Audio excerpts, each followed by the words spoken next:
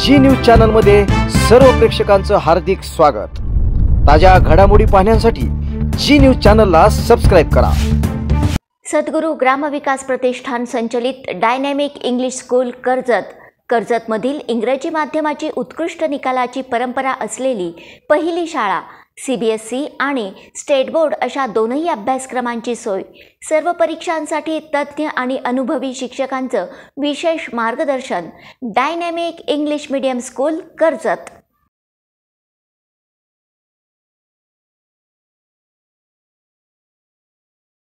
हार कर भी जीतने वाले को बाजीगर कहते हैं और हार कर भी जीतने वाले को राम शिंदे कहते हैं। कर्जत जामखेड विधानसभा मतदारसंघाची निवडणूक ही राज्यामध्ये सर्वात चुरशीची झाली। शेवटच्या फेरीमध्ये या विधानसभेच्या निवडणुकीचा निकाल लागला। प्रत्येक फेरीमध्ये उत्कंठा वाढवणारी ही निवडणूक कर्जत जामखेड विधानसभा मतदारसंघाच्या इतिहासामध्ये कायमस्वरूपी नोंद राहील अशा पद्धतीची झाली।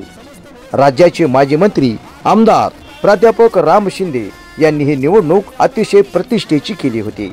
शरद पवार यांचे नातू असणारे रोहित पवार हे राज्यातील राष्ट्रवादी काँग्रेस पक्षाचे मोठे नेते आहेत आणि त्यांच्या विरोधात निवडणूक लढवण्यासाठी आमदार प्राध्यापक राम शिंदे यांनी अतिशय उत्कृष्ट नियोजन यावेळी केल्याचे पाहावयास मिळाले।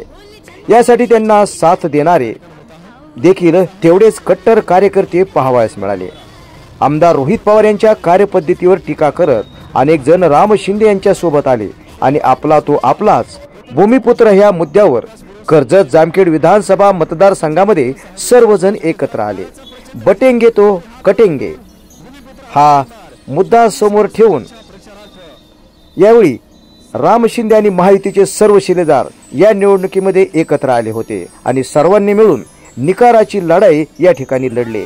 एक है तो सेफ है अशा पद्धतीने शेवटच्या फेरीपर्यंत निकालाचे पारडे वर खाली होत होते व शेवटच्या फेरीमध्ये निकालाचे पारडे फिरले व रोहित पवार विजयी झाले। मात्र म्हणतात ना, हार के भी जीतने वाले को बाजीगर कहते हैं। याचप्रमाणे कर्जत जामखेड विधानसभा मतदारसंघामध्ये हार के भी जीतने वाले को राम शिंदे कहते हैं।